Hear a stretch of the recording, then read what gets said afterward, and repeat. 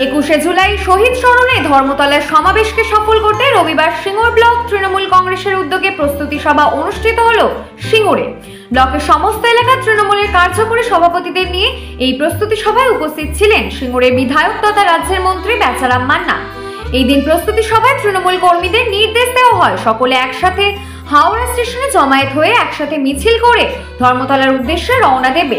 মন্ত্রী বেচারাম মান্না বলেন, সম্প্রতি লোকসভা নির্বাচনে হুগলি জেলার আরামবাগ, হুগলি ও শ্রীরামপুর লোকসভা কেন্দ্র থেকে তৃণমূল কংগ্রেস জয়লাভ করেছে।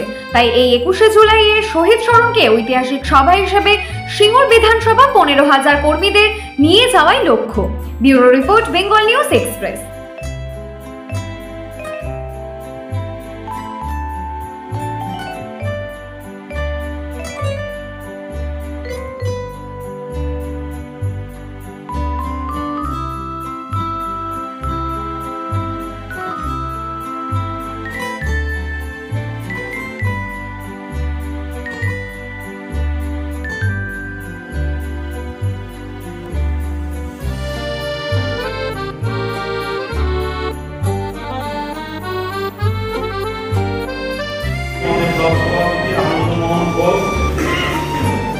আমাদের সিনিয়র লিডাররা রয়েছে, গোবিন্দদা, দুর্গা, প্রদীপদা, মানিক, বিনয়দা, মানিকদা রয়েছে, আমাদের জেলা পরিষদের কর্মাধ্যক্ষ রয়েছে, আমাদের মদন মোহন কোলে, পঞ্চায়েত সমিতির আমাদের পুষ্পা ঘোষ এবং জেলা পরিষদের আমাদের মহিলা সভানেত্রী আমাদের পূর্ণিমা ঘোষ রয়েছে।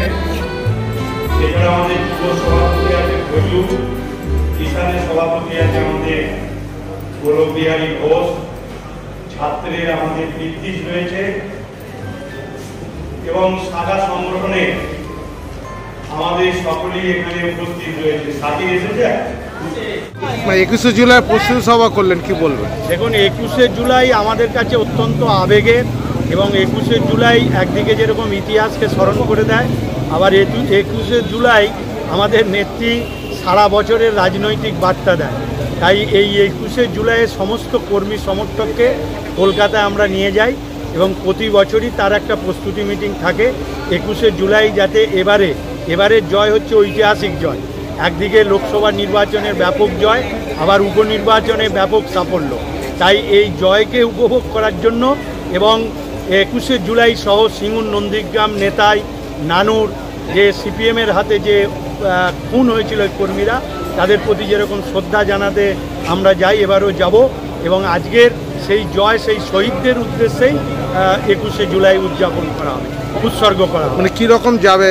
আমরা সিঙ্গুর থেকে টার্গেট রাখছি 15,000 কর্মী সমর্থক নিয়ে আমরা হাজির হব কলকাতায়।